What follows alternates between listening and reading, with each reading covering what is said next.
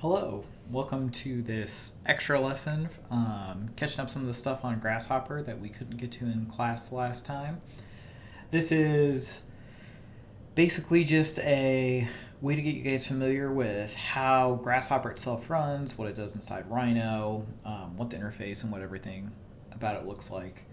Before I get into what I've actually done in like this pretty simple script, I just want to say that this is not necessarily the best practices that I would recommend that you go about for a model. A lot of this is showing you how to get somewhere in a very introductory way. So this would be using some of the logic that you use whenever you're going through Rhino, just if you're modeling it by yourself, and then what that looks like in Grasshopper. So last class, we ended up working on the Parthenon. You guys will be doing the Pantheon, so it does look different from what you'll have, but a lot of the same basic geometry, creation, application things remain the same. We just did some of this simple geometry, talked about some of the differences between that geometry. We're going to continue that because of how Grasshopper wants data brought into it. But let's go ahead and get started. I have already created the script, so you can kind of see it over here on the right side. You'll even notice that some of these things look similar to the other things. These three sets of stuff are all the same. But we're going to just hide all of this. That's going to give us a good starting point for what we're working on. I've also made a couple of other things down here too that we'll do at the end. But yeah, we're going to hide all this. So all I'm doing is I'm selecting around it by drawing a box around it. I'm not hiding this first one. In order to hide items from showing up in your viewport in Rhino, you can middle click and you'll get this set of options. There's a handful of things here, but for visibility settings, we're in this top right area. The guy without a blindfold is visible. The person with a blindfold is invisible. Just really quickly so you guys know what some of these are. Some of these are enable or disable a component respectively. Create a group or create a container. Don't worry about this one so much. It's like grouping, except you're basically making your own Rhino component or Grasshopper components. There's some settings.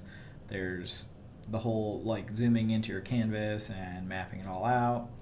And then down at the bottom, there is a really important area. We're not doing complicated geometry, so we don't necessarily need this time, but this is to lock your solver and then to run the solver if it's locked. This is more important when your scripts get pretty heavy and they take a little time to run. Sometimes when you're messing with things, you don't want it to constantly be to compute in the background, so we'll lock it. And you'll notice that a little lock shows up here, and you can just unlock it that way. We're going to leave it unlocked the entire session today.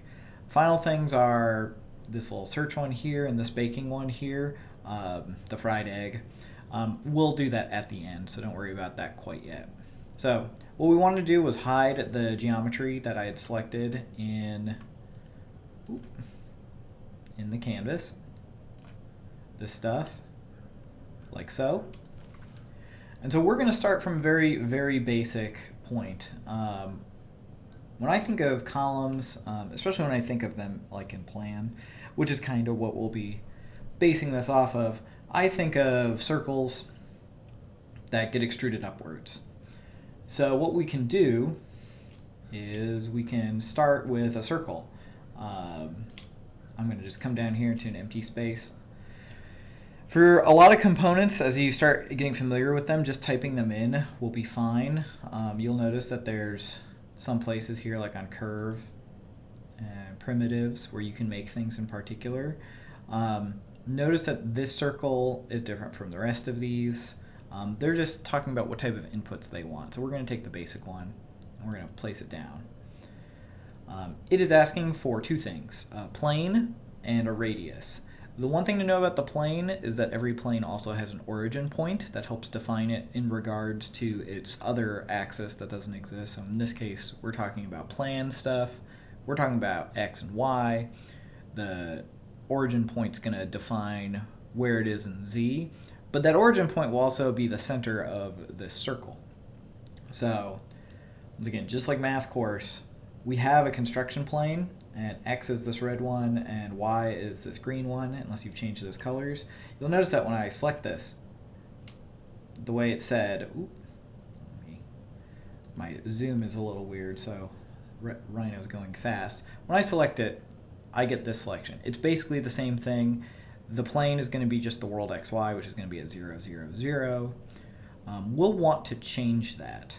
So one thing we can do is we can make a point. That was the one thing I left unhidden up here. We're just going to copy that and bring it down. So it's part of this. By the way, if you need to pan, right-click is how you pan your scripts, and then scroll wheel zooms in and out.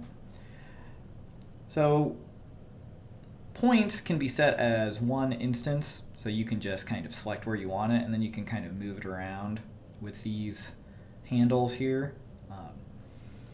We're going to go ahead and plug this in. This will not work.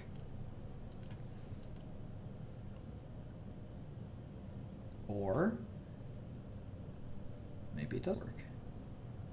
It does. It actually doesn't inherit the origin as its own thing. So let's zoom in to our circle, wherever it is. Ooh, it's small. There it is.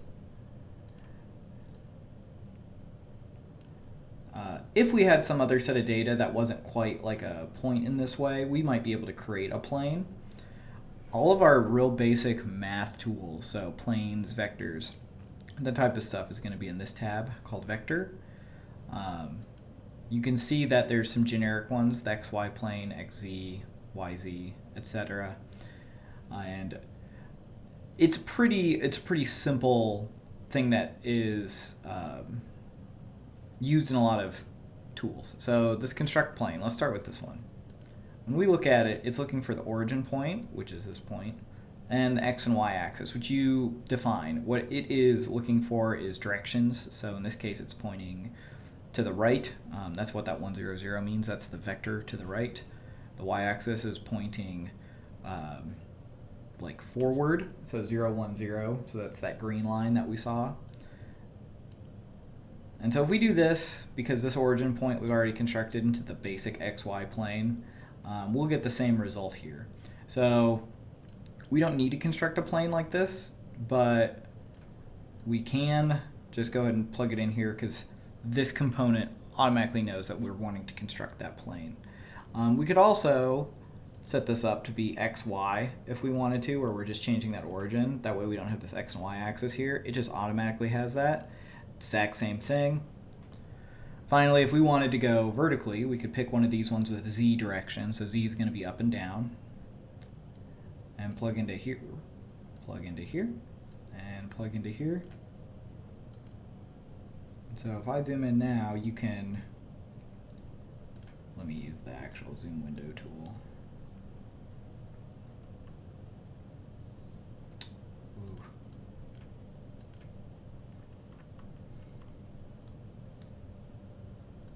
This set of other stuff here, this drawing is kind of making this hard to see. Let's hide this real quick. Rhino is not liking zooming in and out regarding that. You'll notice that this is vertical now. There's our stuff in the background. So any of these work. Let's just go with the very simple one, which is going to be plugging in the origin point. We get rid of all that other stuff. So great, we have a circle. Now we need a radius. This is going to be a little arbitrary. So when I say that, we're not going to be super specific on how the Colosseum actually was. We haven't been since we scaled it up. But we can create a number slider. So I type in number slider here pops up. I'm going to show you a quicker way to do this in a second. But we can double click on number slider to set some of these settings. So like you can set it to be a floating point number. That's going to be things with decimals. In this case, we go to 3 decimals. That's what that 3 here is for. We can do integers, so this will just be 1, 2, 3. They're whole numbers. And I guess negative numbers too. Even numbers or odd numbers. For a lot of what we're doing, the integer is going to be fine for now. As we get into tighter tolerances, we'll need a little bit more accuracy, but we don't need that right now. You'll notice that it has a minimum value of 1 and a maximum value of 1. We need a little bit more than that. We're going to go ahead and make this 0. And let's go ahead and make this 100. I don't know exactly how large we need to be for this yet. So now we have a number. If I click on this radius here or hover over it, you'll notice that it's just taking a number in. That's that hexagon with that 0.1. That's right next to radius there. That's telling you what type of parameter it wants. We'll go ahead and plug this in like so. That seems really small. Because we have a number slider, we can increase and decrease this thing dynamically. So we're just going to leave it at 34 for right now. I'm going to show this thing again so I have a reference. Actually, 34 is pretty close. So great, we have a circle. Now, that circle's not in the right location. Whenever we made this, our drawing isn't like perfectly aligned at all. You'll notice that this seems like it's on the plinth and this is not. We're basing everything off of the center line, so we're going to use the drawing for reference, but we're not going to follow it totally. But we're going to try and move this guy closer, so we'll just move this point a bit further in. That probably looks good. Zoom in, look at it a little bit better. It's pretty fuzzy, kind of hard to tell. We can mess with that later. Once again, 34 looked like a good size. Maybe we wanted to go to 35 or something to be just a little bit larger, really cover all of that column. So great, we have this first circle. If you were trying to do this in Rhino, you would have been done long ago. The goal here is to set things up so that we can play with them later more dynamically and really use it as part of this process. Also remember, we know what this project is supposed to look like here. Like, we are familiar with the Parthenon. These tools are better whenever you're not sure what you would need. So if you think about spacing all of these columns out manually and copying them each and every time, our goal is to make a tool that allows this to happen more quickly so that we can adjust that spacing or the number of columns on the fly. We can maybe change the shape. Maybe we don't want to use a circle. So that's what we're going for. We're wanting something that we can edit and play around with. So we've got this one circle. Our next goal is going to be to create more of them. We'll want to go in this X direction here a couple more times. We'll eventually want to get it to go across this whole thing. But the one thing in Grasshopper that gets a lot of people is that there isn't really a copy tool. Most of their software you would just say copy and paste into another thing. And granted, we could copy this, paste another one, select this, and pull it over. This isn't really saving us any time though. And these aren't linked in any way. So if I change something over here, like the radius, it's not going to change over here. So let's not do that. Let's go ahead and move with the move tool here. The thing about Grasshopper is that you will have your original data and you'll have your new data. So if I type in move and plug this in, it will move this a little bit based on this motion vector down here. Right now the default is just going 10 in the Z direction, so it's just kind of lifted up a little bit. But I have both of these things. So really that move tool is copying the geometry into a new location. If we're only selecting this, it's only one thing, but if we have both of them selected, it is both of those things. Now, once again, we'd have to make a couple of these and change these vectors for each one if we wanted to do it one at a time. And we can do that. We can construct a vector. That's not the right way to do that. It's under vector right here, vector x, y, z. And you can see it's asking for x, y, and z component. This is one of the more math-involved parts of this endeavor. Knowing how vectors work and what those are really important for understanding how you move things around and how you reference things around other, like what direction things will go, how they'll extrude, all that type of stuff. We're going to copy this number slider because I don't want to have to like make a new one. But let's go ahead and we're going to plug in the x and y component here. And we're going to plug this vector into here. And you'll notice that this is now going diagonally because it's moving x 35 and y 35. It's not moving z anymore. If we increase and decrease this, you can see that it's moving in that diagonal. If we get rid of one of these, it will only move in that one direction, so this is in the x direction. So great, we have two circles now, but we're going to have to do this a lot of time. We also make that assumption that these are all probably fairly evenly spaced, or definitely evenly spaced. We can use a different tool called array. Array is going to be similar to what you've got in Revit, where you are essentially saying what you want to array, what direction, and how many. And similarly, here on the component, it's asking for the geometry, the direction, and the count. So we want to move that first circle that we made. We'll go ahead and delete this. We want to move it in the x direction, so we could just use this vector if we wanted to. And then this count here already has a number. It says it's set to 10. Let's make a new number slider. This time I'm going to hit 0, 10.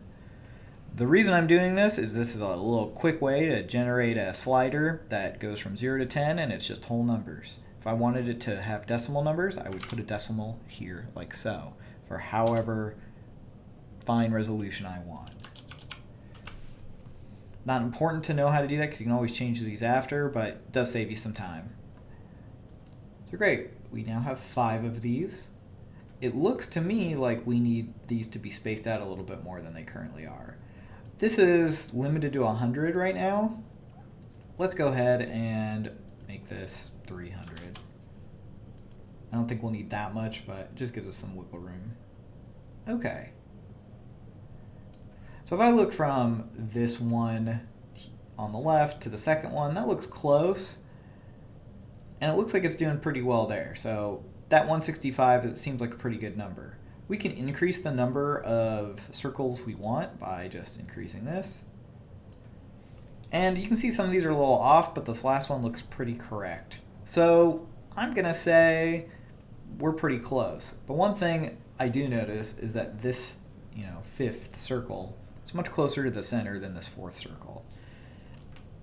We were previously defining this model as having this center line, and things were going to be mirrored between them. So let's keep thinking that way as we build this. Let's go ahead and decrease this back so that we don't have 9 of them. We have just those 4. And what we'll do is we'll end up mirroring this at the end. So we'll try and get this all to look nice on the left side, and then we'll mirror it over to the right side. So great, I've got 4 circles here. I'm using this component just because it's more flexible right now, but realistically, this is not necessary. This is like got too many options. I know that needed to go in the X direction. I know my next one needs to go in the Y direction. So what I'm going to do is I'm going to double click. I'm just going to type in Y. Y is going to bring up a couple of things. By the way, if you have stuff here that looks unfamiliar to you, don't worry about that. I have a couple of extensions in, but everything I'm using is in vanilla Grasshopper. So you'll have things like a YZ plane, which is easy enough to select, and then you also have a unit Y. The unit Y is going to be a vector that only travels in the Y direction. So what we can do is we can actually use this same number here to create a new vector. We can copy this array here, and we can plug this in instead. So you'll notice this new thing has started to create exactly that same amount of everything. So 4 circles going in the Y direction instead of the X direction. Now, something we don't want is for us to be bound by the same number we have in the X direction as the Y direction. We'll want these to be separate. In order to do that, you can hold Control, click and drag from one handle to the other to take that out. This is now a little broken. I believe it's back to default of 10. So we'll want another number slider. This time, let's go ahead and make it 30. And let's go ahead and pull that in there. And if we increase this, you'll notice that they all start showing up. So 17 looks like our magic number here. You'll notice that the spacing is a little off here. However, if we change the spacing that we had before, and we're still under the assumption that the spacing of these is all the same, which was this one here, those changes are kind of magnified over here. So we just moved from 165 to 167. That seems like it's too much now. 165 is pretty close. Let's try 166. If you do have trouble moving the number slider around, you can always just type into it by double-clicking on the number. Yeah, that one looks okay. What did that do up front here? That looks okay. I think that'll be fine. Let's stick with 166 for right now. So great, we've got both of our things here on the edges, in the front, and here on the side. Let's go ahead and work on these three in the middle now. So because of where we are starting, this is here in that diagonal position. We could do a handful of things like move that one circle diagonally to there, but I don't know exactly what angle that should be. I could probably guess 45 and it would be close. But the other thing is, when we look at this head on, these look like they're almost totally aligned. For the sake of what we're doing, we're going to go ahead and totally align them. I want to copy these three pieces of information, these three circles, and then just move them up this amount. This amount is different than how far this first one goes back, though, so we're going to have a different parameter there to set that. So the first thing is, how do you get different amounts of data or different pieces of data out of the same component? You'll notice that whenever I click this, it selects all four every time. Ideally, we would not have this first one. What this really looks like when we look into the outputs and things, and I'm just putting this into a panel, which is basically a text box that displays some of this information, is it says there are 4 circles. Now the circle is a particular type of data, so it kind of reads a bit differently, but it also has an origin point and it's defined by that radius, so it looks similar to whatever comes out of this component. I don't know which one of those is the one I need to get rid of.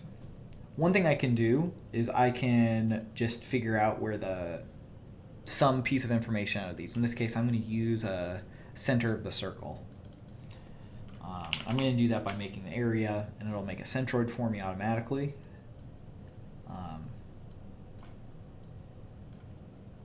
And so now we'll see that we have these 4 points. So these are the 4 points that are the centers of these circles. It's going to be where they're generating that 32 radius circle from. And so I've got one at 347, one at 513, one at 679, and one at 845. All the other stuff should be the same. They're all on the same line, and they're all on the ground. So from here, I know I need to get rid of one of these. If you're familiar enough with the Rhino interface, you'll know that this is 0, 0, 0. This is the origin. And so it's going to be this lowest one. So I want to move or cut this list down. There's a handful of ways to do that. Almost all of them are here under sets and list.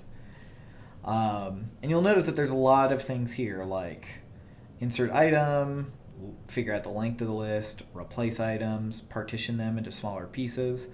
The easiest thing we can do right now is to go ahead and shift the list or split the list. We'll go ahead and use shift list because I want to show you how this works and what a Boolean toggle is, but I'll also open up that split list in a second too. So we're going to grab shift list. And this is simply just asking us, here's a list, here's how much we want to ship it or shift it, and then here's what we want to do for wrapping. Let's go ahead and just see what this looks like. So the shift here is defined at 1. We can go ahead and type this one in because we don't really need to change this that much.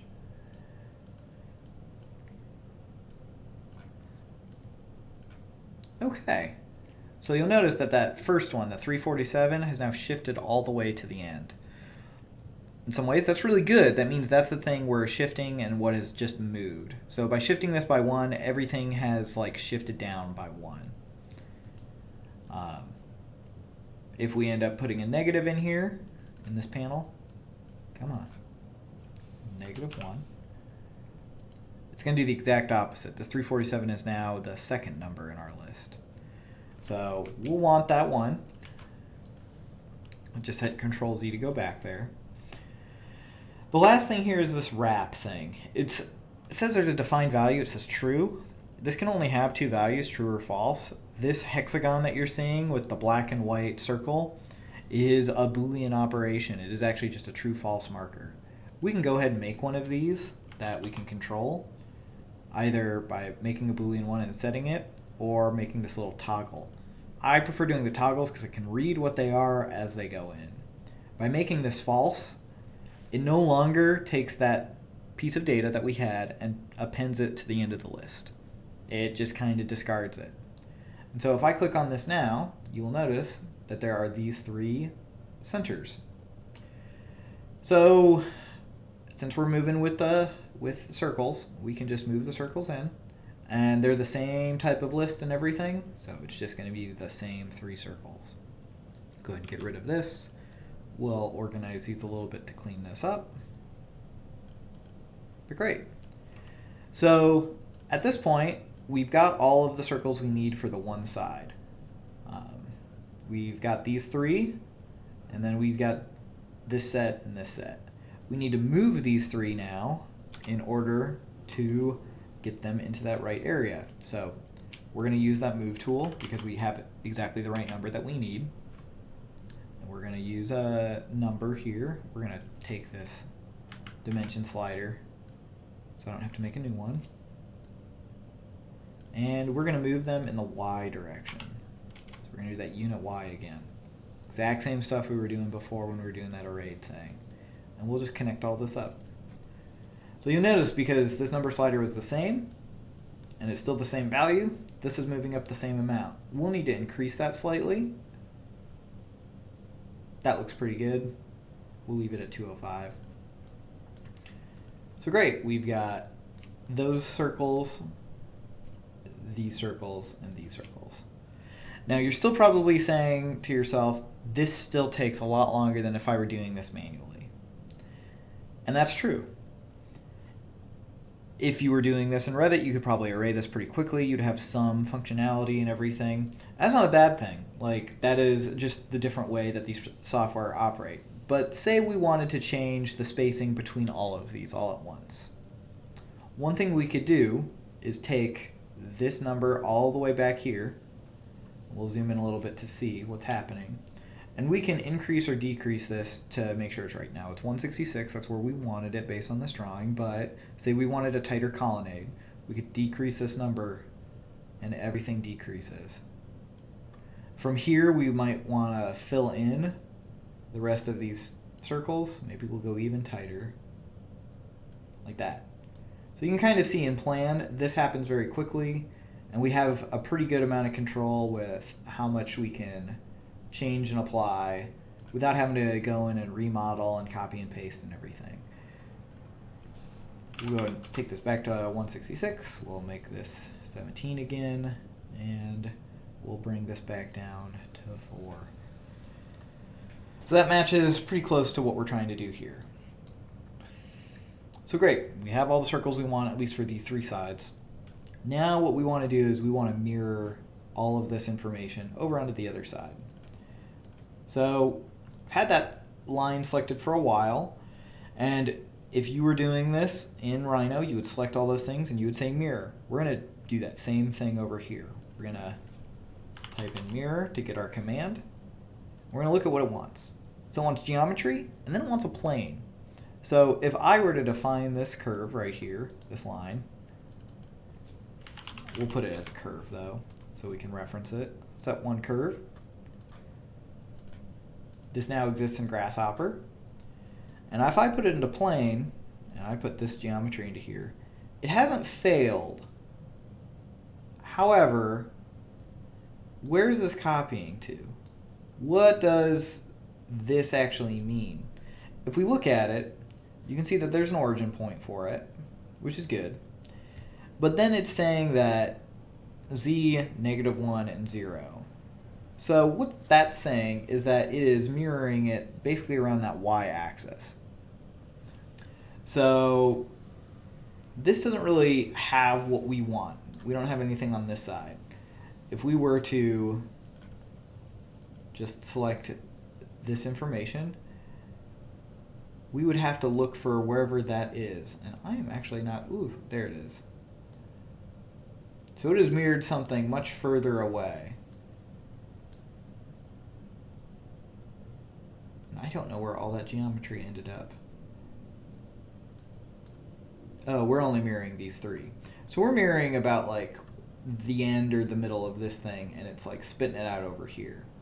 What we want to do is we want to have a plane that bisects this whole thing, and so we want that in that y direction, and then we also want it to be up in that z direction so that it flips over to the other side of the model. So we know that this is going to be a yz plane. Now this yz plane by default is at that origin. We want it to be somewhere aligned with this line. Because planes go infinitely, any point on this line is fine. We can get points off of this in a variety of ways, but the easiest way to get just a single point is by figuring out where it starts or where it ends. There's a tool for this, and it's going to be endpoints. So let's go ahead and put this in here. You'll notice that I now have the start point and the end point. I think this is the start point. That might be the start point. Doesn't really matter. We just need one of them. And then we can put this into this origin. And then we can plug this into the plane. And great. The three circles that we just made have mirrored onto the other side. You'll notice that because our drawing is off, this is starting to look pretty off. That's okay. At this point, I actually find the drawing is hurting us more than helping us because we have the right number and we have about the right spacing. So let's go and just hide this. We'll leave this other one back up just as a reference. So great. We have these three. You may be asking, okay, that's great, but now we have to do this 2 more times. Is there a way to make it so that I only have to do this once? And the answer is yes. We're going to merge all that data together. Basically just stick it all together so that we can get one string that we can plug into this component. The tool for that is merge. You'll notice that it only has 2 inputs here. Don't worry so much about that. We can pull in 2 pieces of information. We'll pull this one in too. And you'll see a third one just appeared. When I put in this third one, a fourth one has now appeared. You can actually zoom in really close and take these in or expand them out as you want. I know we're only going to need those 3, so we're just going to leave it like that. We can now plug all of that geometry into this final thing, and you will see that we now have all of our columns, at least on these 3 sides. Great. Our script is starting to get a little long now, and I've started separating things anyway. You'll notice up here I have started to group these together. We're going to do that here too. This is going to make it a little bit easier to read and a little bit easier to manage. Grouping is simply making all of these things go to the same box, and then when we move the box, everything moves with it. So we'll select things, we'll middle click, and then we'll hit this little fidget spinner. And it'll put like a little thing around it. And now when I move this, this is part of it. If I want to copy this, I actually have to copy everything. I can't just copy this group. This grouping is kind of its own thing. Keep that in mind. But we can go and start grouping some of our other stuff. So we know that this component, this set of shifting the list, is kind of its own thing. Let's group it as a separate item. We've got this set of 3 items. Let's group them. We're kind of doing it based on the groups of circles that we've got. And then we've got this over on that side, and then we have this over here on the front. And we can edit things in the group pretty easily just by like dragging them around, but then when we want to move the whole thing, we grab the box. So great. We've got a lot of data now. We're going to keep this one up here because it feeds into this. We're going to keep this one down here. I'm actually going to move this kind of in the center so the wires aren't covered up by the boxes as much. In an ideal world, none of these would ever cross over, but as your scripts get more complicated, it will happen. One thing that you might also want to look at is that the lines that connect these are actually different. If we zoom in here, like where we have this number, just one single number, you'll notice that it's just one line. Likewise, as we move out of here, you'll notice two lines. The reason for that, and we'll open a panel, I'm just hitting quotation mark, or like double click and then quotation mark to get a new one of these, is that there's multiple pieces of information here. So that double line represents that there is more than one piece of data there. We've also now, that we've merged these things, gotten this dashed line. The dashed line is basically like the big brother to the double line. Instead of it just being one set, it is two sets here. So we've got a list up top, that's all these 19 circles, and we have a list down here, and those are another 3 circles. The reason that these have collapsed has to do with these numbers up here that represent where they are in the data tree. It's not that important for what we're doing right now, but becomes very important in scripts later. We won't worry about it, but just know that there's multiple lists of lists, and that's what this dash line means. So great, we've got all of our geometry on the one side, we've got all the geometry on the other side here. We can do the exact same thing and merge those together so that we can start making the columns themselves. So I've got all of them under this one little banner. So if we were doing this in Rhino, what we would do is we'd take the circle and we'd probably extrude it. Likewise, we're going to come here and we're going to just start typing extrude. So you'll see a handful of options. We're going to take the simplest one just because it's the easiest one. And this also has a base. You'll notice that this has that little curvy thing in the like the hurricane inside of a black hexagon. That means that it's looking for curves, profile curves or surfaces. So when it says base, it's looking for the base of the geometry, not necessarily like where the extrusion starts from. Although it will start from the curve, but it's not like a origin point or a plane. So let's go ahead and put this in here. Direction here is empty. So this is one of those tools that just, when it starts out, it's empty. It doesn't really know what you want to do or what direction you want to go. So, and extruding things can be taxing on a machine. So it doesn't assume you want to just do that in case you put a lot of information in it and you crash your machine. We do want to put something in here though. If I hover over it,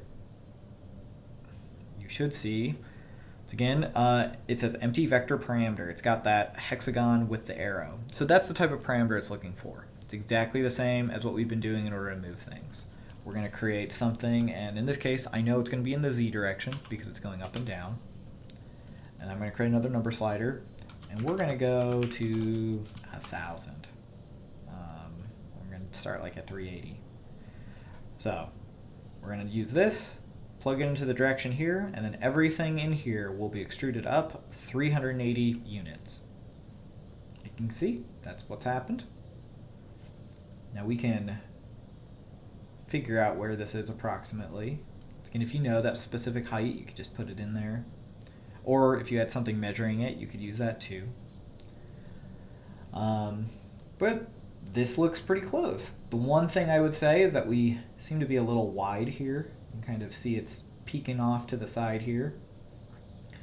So in order to fix that, we know that all our geometry started at this base point here. It seems like it's a little far to the left, and then just a tiny bit too far in front, because you can kind of see these little curves coming in. Obviously, we want those to stick into the top portion and not out of it. So we're going to come all the way back to this point, and we are going to start messing with this. Notice also, whenever I move this, some of those commands, they still happen. So this mirroring is going to happen in both directions. So that's in now, and we're just going to move this a tiny bit. There we go. That's in. Not sure how accurate this is to the actual Parthenon, but right now it looks better. And if we were just designing this, this would make a lot more sense than having them stick outside of it or anything. So this looks pretty good. The one thing I've noticed is because I mirrored this spacing is no longer correct. But remember, we had this one parameter down here that handled all of our spacing. So we can actually modify this to essentially lower the amount of spacing here, and in doing so increases the spacing here. That looks pretty good. It may not be perfect, but it's pretty good. Let's look at this from the side now. We can actually just change our view to the right. So this isn't so good. You'll notice that these come all the way to the front, while this only goes a certain distance. So you can also see that's not really symmetric. This has some space for it. This does not. So we'll want to actually change some of that. So one thing is, it looks like we're totally missing one of these. We can come back to our group here. We can see that I counted 17 before, but I've only got 16 now. Let's go ahead and make that 16. And then the other thing is, we'll want to try and get this and this to be as even as possible and centered. And so we'll just move our point a little bit in order to do that. That looks pretty good. We no longer have the white showing in either one. It kind of overlaps both of them. Now, it overlaps this one more. There we go. Okay. Go back to perspective to look at this. So great. We've created all of these things. Making those fine adjustments at the end there would take a long time.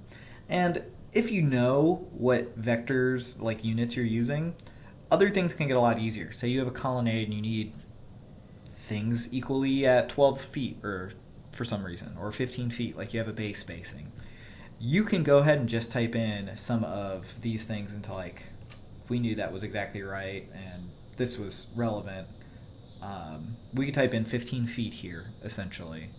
And it would automatically space everything to be 15 feet apart. So we would know what our max spans are. They would be consistent. We wouldn't have to change anything.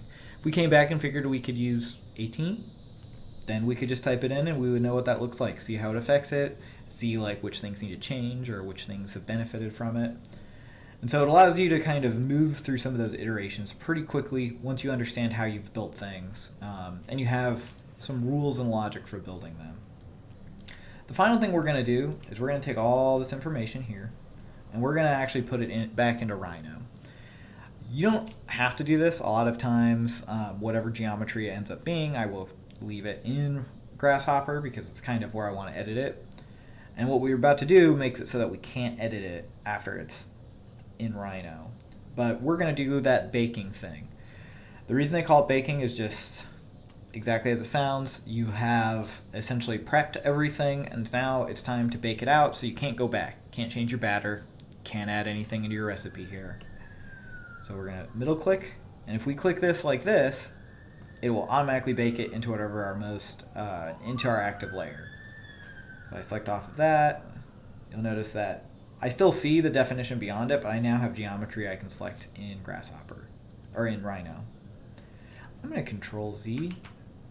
The other way to do this is to right click and go to bake. I prefer this because now you can select your layer. So we're going to put it in layer 3.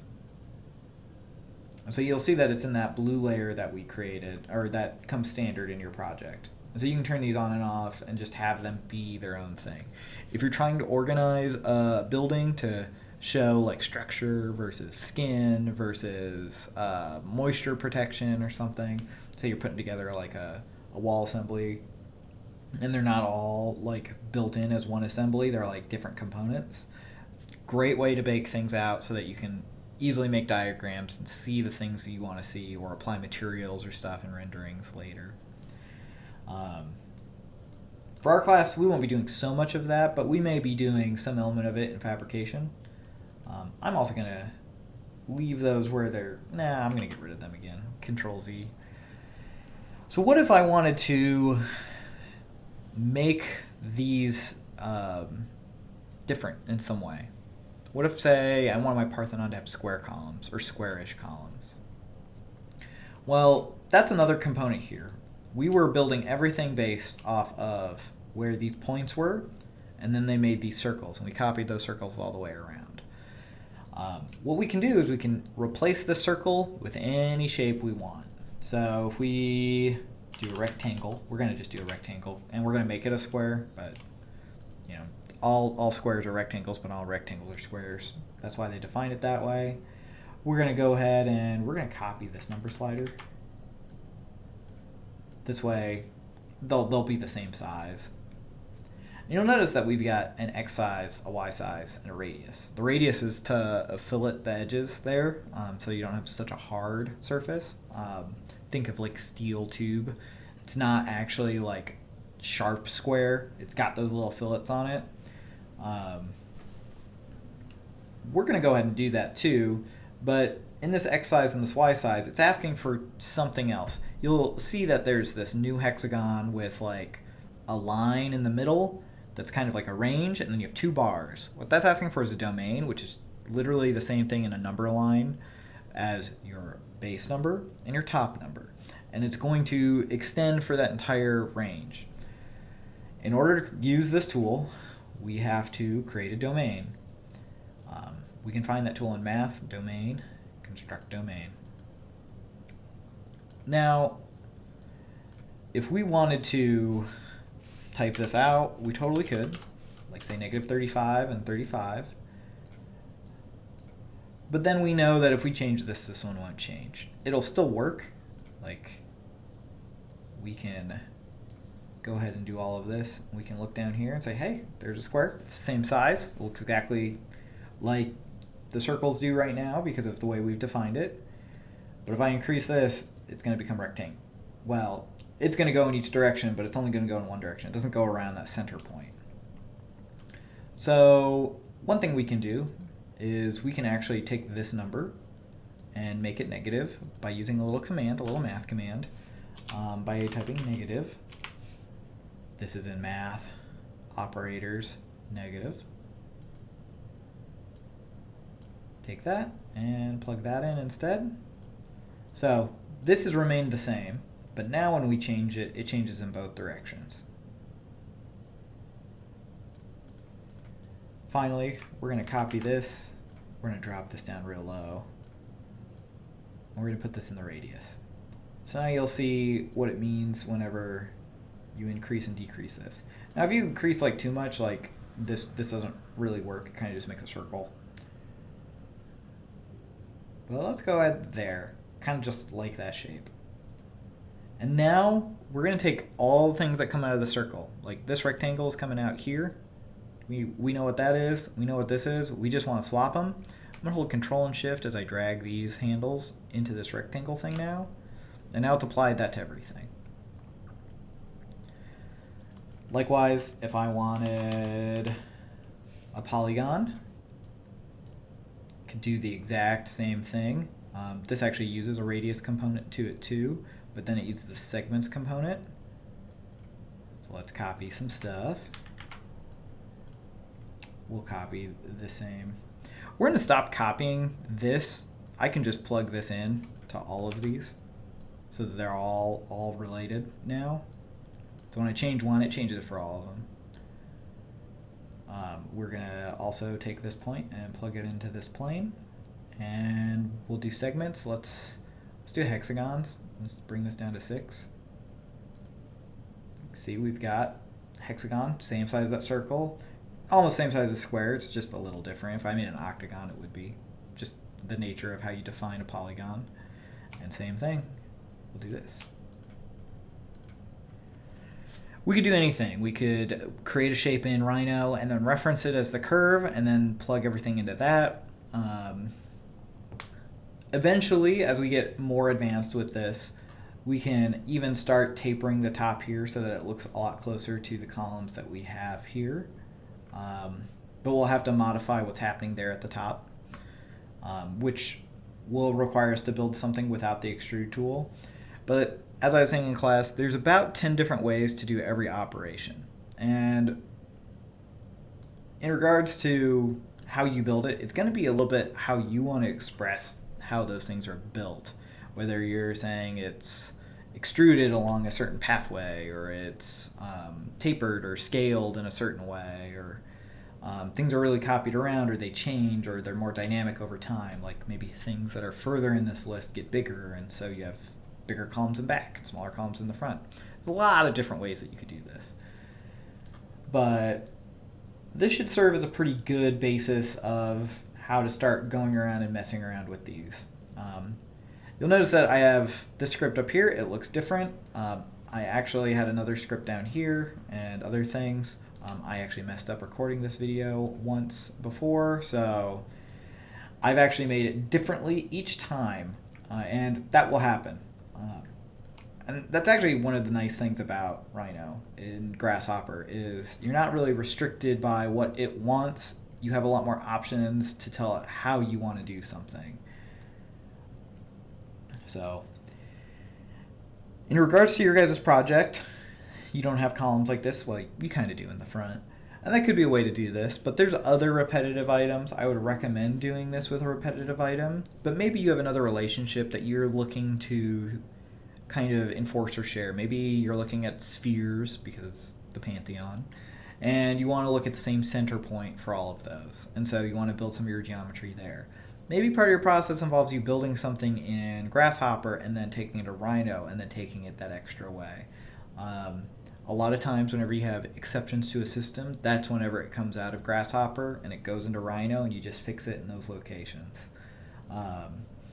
It's much harder to fix single items in big sets of lists than it is to change the whole list, as you guys will learn.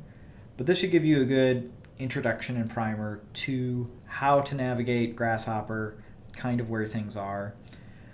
A couple of other tips I can give you real quickly. If you are confused where something comes from, say you have a tool, like say we had extrude, or we picked a different extrude and we wanted to just find one of these instead of trying to pick the correct one out of this list. So say I did extrude to point instead, and that doesn't work in the same way. What we could do is we can hold Control and Alt, and that'll, like, you'll see your icon get, or your mouse icon get this little eye for information, and it'll come and show you where this is in Grasshopper and Rhino, or in Grasshopper, like what menu, and it'll even circle the thing for you. So same with this merge thing, it's in set, it's under tree, for data tree. This array tool is in translation, and around array. Polygon is in curve. It's one of the primitives that you can make, etc. So there's a lot of different ways to go about this. The other thing is, I said I would tell you what the split list does. It's pretty simple. It splits something based on an index point. We'll just plug this in here. We'll use the same index here. You'll notice that list A has that one polyline curve, and this one has these three. So it gives you two lists so you can start doing different things to each side of it. That may be useful for you. This should function exactly the same way. Yep, didn't change anything.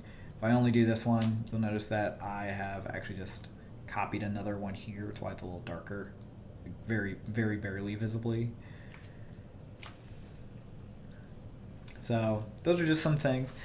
A lot of this is going to go to how much time you want to spend with it and how much you play around with it to get familiar with it. So please spend some time playing, messing around with it. If you've gotten this far in the video and you haven't been totally lost, the goal for this assignment is for you guys to get familiar with stuff. If it's not perfect, if it doesn't look exactly like the Parthenon or the Parthenon, that's okay. Just make some headway, get familiar with the interface, get to a point where we can start talking about more complicated things, and also things that benefit a lot more from parametrics than, say, really simple geometry creation. That's the goal of the project. So if you guys have any questions, feel free to reach out to me with email or mess with me on Teams. Feel free to post scripts or copy files for me to look at. I'd be happy to look at them when I have time to. I will be having a session on Tuesday to also talk about a lot of these. For some of you, it may be the introduction of I wasn't here because I was in Dallas, and so I need to figure out Rhino. Some of you will be I'm getting really stuck in Grasshopper. Some of you will be both. That's okay. But I'm going to be doing that from 5:30 to say 7:30. I know there's some people who want to go a little bit later because they have night classes.